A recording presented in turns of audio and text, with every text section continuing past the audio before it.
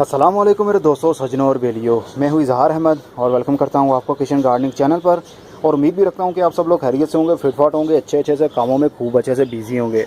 आज मैं बात करने वाला हूँ एलोवेरा पर।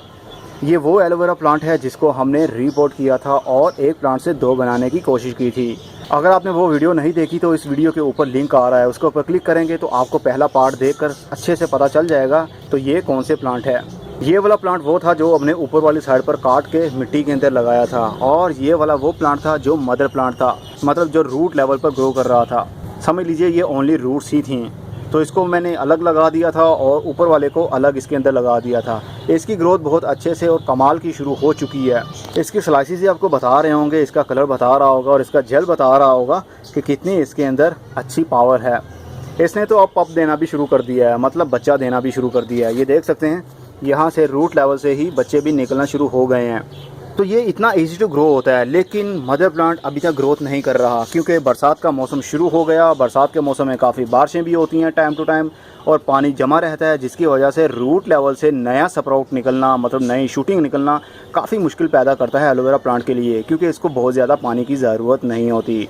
लेकिन फिर भी अच्छा है, अभी ये बिल्कुल गला नहीं है। इसकी ग्रीनरी आपको बता रही होगी, तो फ्यूचर में यहाँ से कोई ना कोई शूट ज़रूर निकलेगा अगर हमने इसको कम पानी दिया तो। अब मैं फोकस इसका रखूँगा कि इसको ज़्यादा ओवर वाटरिंग ना हो और इसको ऐसे एरिया में रखूँ जहाँ पर डायरेक्ट इसके ऊपर बारिश ना पड़े। इसकी मिट्टी कंप्लीट ड्राई भी हो जाए तो भी घबराने की ज़रूरत नहीं है, ये पानी को अपने अंदर काफ़ी हद तक होल्ड रख सकता है।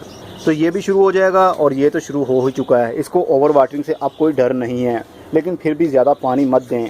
एलोवेरा का कोई भी सीज़न नहीं होता, चाहे सर्दी के दिनों में इसकी रूट्स काटें या इसको रीपोर्ट करें या इनके बच्चों को अलग सेपरेट करें, कोई भी इशू नहीं होता। इसकी ग्रोथ वहीं से शुरू हो जाती है। ये इतना हार्डी प्लांट होता है, मतलब कोई भी मौसम की रिक्वायरमेंट नहीं है, सिर्फ ओवर वाटरिंग से आपने इसको बचाना है। और अगर शेडी एरिया में रखते हैं तो भी इसकी ग्रोथ होती रहती है, और अगर फुल धूप में रखते हैं तो भी होती रहती है। चलें आपको फुल धूप वाले दिखाता हूँ उनका क्या रिज़ल्ट है। जो फुल धूप में लगाए हुए हैं वो मैंने टब के अंदर लगाए हुए हैं, और ये आप देख सकते हैं यहाँ पर कितने सारे एलोवेरा प्लांट हैं और काफ़ी बड़े भी हो गए हैं। बीच में मैं सीड्स फेंक देता हूँ, वो सीड्स के छिलके जो अपने केज के अंदर से मैं निकालता हूँ, उन छिलकों को फेंकता हूँ तो वो इस टब के अंदर भी गिर जाते हैं, तो वहाँ से उनकी जर्मिनेशन भी शुरू हो जाती है। जो घास आपको उगी हुई दिख रही है, ये बेसिकली उन सीड की ही जर्मिनेशन है जो इसके अंदर गिर जाते हैं और ऑटोमेटिकली ही अपनी स्प्राउटिंग शुरू कर देते हैं।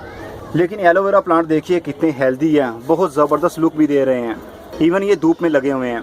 तो एलोवेरा प्लांट बहुत ही इजी टू ग्रो है। ये वीडियो आप लोगों की रिक्वेस्ट के ऊपर मैं बना रहा हूँ, क्योंकि आप लोगों ने कहा था कि हमें उसका रिजल्ट चेक करवाइए, क्या बना उन दो पौधों का। तो एक पौधा तो अच्छे से शुरू हो गया है, लेकिन दूसरा पौधा भी फ्यूचर में शुरू हो जाएगा, अभी ये मरा नहीं है। अब मैं चलता हूँ, अगली वीडियो में फिर किसी नई इन्फॉर्मेशन के साथ मिलेंगे। तब तक के लिए good bye, see you and tata, और अपना बहुत सा ख्याल रखिएगा।